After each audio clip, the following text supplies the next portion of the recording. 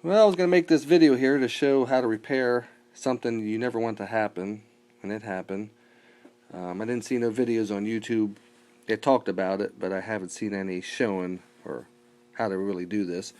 But I stripped the threads out down there in the crank bolt. That's the worst thing that can happen. It could cost you a lot of money. So what I did is I first got a wire tie,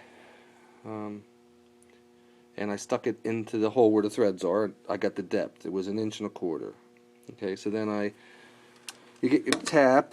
I had to go from 7/16. There's a 7/16 washer, so I'm going to have to drill this hole out to 1/2 inch. But what I did is you get your tap for 1/2 inch. This is fine, 1/2 inch 20. And on the taps, you can't see it probably, but it tells you to use the right drill bit. So the drill bit was supposed to be a 29/64, so that's what I bought.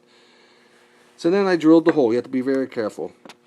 I used some tapping fluid and finally got it back to that black tape. The black tape is the 1.25 inch mark. I went a little farther, just in case. So I drilled it in, finally got it. You have to make sure you're level, but once you get going, it follows itself in there. I used a bubble level when the bit was in there, and it was really good. So I kept on going. So anyhow, then you get your tap, and you have to be very careful. I clean it. I go in with a couple threads like this and back it back out, and I take it out, and then I would go to the wire wheel, clean the tap, and put some more fluid on it. Little at a time. You have to keep on working yourself back and forth, getting all the junk out of there. And then I would use the spray, that little nozzle, and squirt it in the hole down there and clean all the junk out again and keep on tapping. It takes a while. I used a ratchet actually.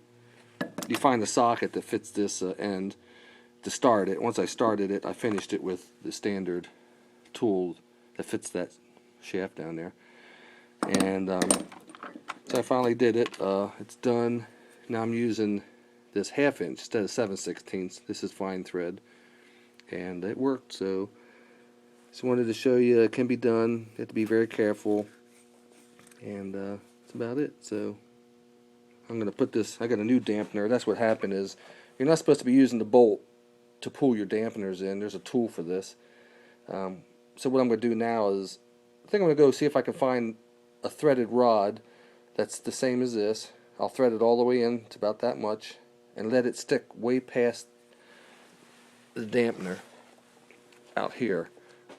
And I'll drill that washer out, and I'll put the washer over the threaded rod, and then I have a nut that fits the threaded rod, and then you tighten your nut, and that will pull, your balancer back in the correct way. They make a tool for this. I can go look around, see if one of my friends have one.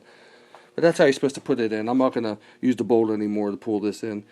And another little trick you could do is, I might take a brake cone to that, just clean it up so it might slide. Some people say you can heat it, but this actually has a rubber bead around, and I'm not going to heat that up. So, and this balancer is kind of nice. The 400 small block is externally balanced. This was balanced outside the engine, but you could take that weight off, and then the machinist would actually put the balancer on the crank and spin them up together. This don't need that. You can just put an externally balanced crank on this engine. So that's about it. I did it. It's done. Just wanted to show you. So have a great day. Hope this helps. Bye.